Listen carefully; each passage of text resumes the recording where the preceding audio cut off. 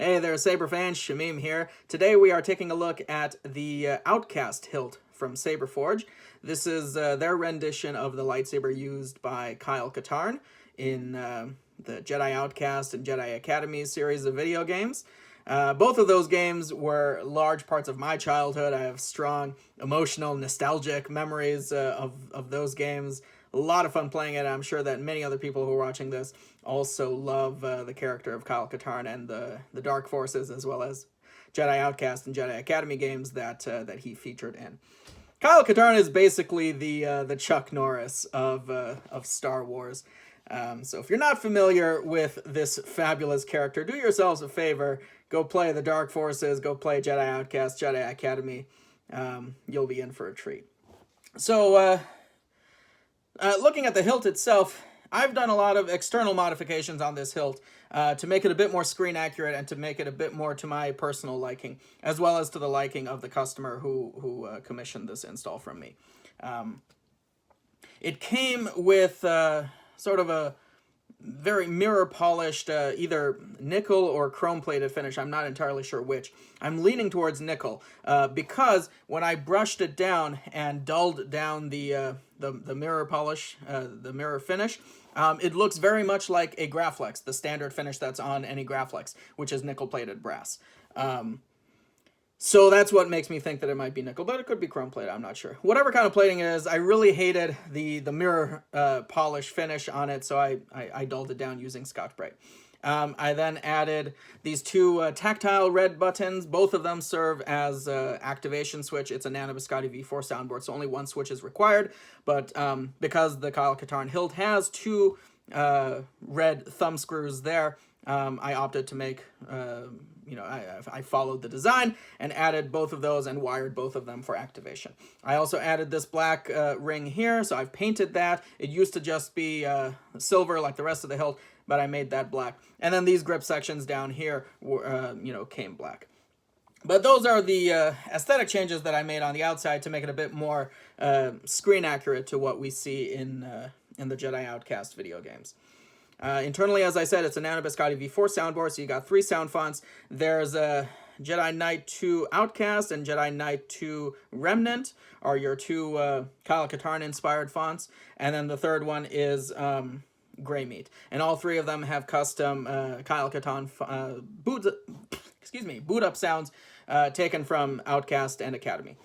And then it's a blue, royal blue, white Tricree XP2 LEDs, so you mix for a nice medium blue, which is pretty accurate to what you see in the video game. It's a 28mm SM bass speaker, 18650 lithium ion battery. It's 3.7 volts, full 3D printed chassis with an internal recharge port and kill key. The kill key is not installed right now, so I've taken it out for the video, but it is in deep sleep mode right now. You press either of the 2 red buttons and it will wake up. I'm no Jedi. I'm just a guy with a lightsaber and a few questions. This is painfully loud.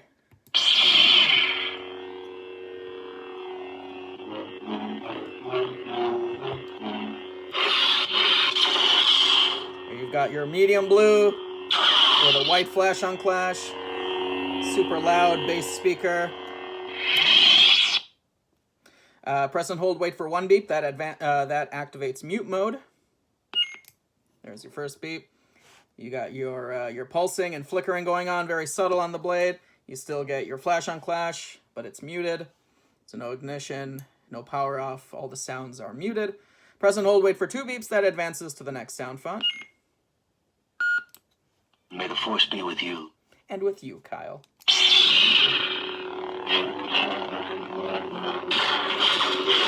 So this is the Grey Meat sound font. And this should be Remnant. Well, you look like an overgrown Kowakian monkey lizard, so I guess looks don't count for much. He's so snarky.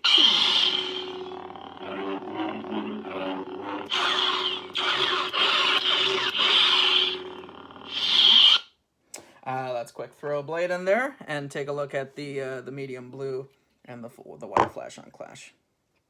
Out you slide. There's your blade plug. Good depth for blade retention. It's a good 1.5 inches, almost 2 inches that you've got there.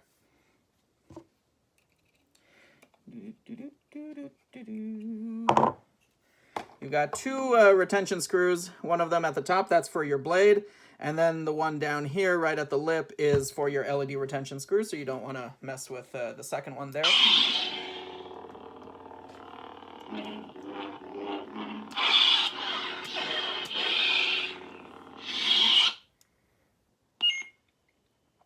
Back to the first phone. I'm no Jedi. I'm just a guy with a lightsaber and a few questions. God, it's so classic. I love the look of this hilt. The SaberForge version is a little bit heftier and stockier in terms of its proportions compared to the actual hilt. The length and the size of the pommel, like, it looks big, but the length is pretty big because Kyle Katarn's hilt is very much like a 4-handed hilt. It's quite large, but it's very long. But the Kyle Katarn lightsaber is a little bit slimmer up here in the neck. It's almost a thin neck with some brass rods. This is all one cast piece up here. And then these ridges are a little bit more low profile, almost like Qui-Gon Jinn, but or maybe more similar to Episode 1 Obi-Wan Kenobi. But it's there's more of a dip in between the silver part and the black parts. So other than that, the proportions are the pommel is really huge on the actual Kyle Katarn hilt. You've got your big red buttons. But overall, if you just squeeze down here and here, you just suck out a little bit of the fat, it would be really, really nice. But it's a good dueling hilt, and it's a very affordable option for a Kyle Katarn inspired look. So it'd be really good for cosplay. It'd be really good for display.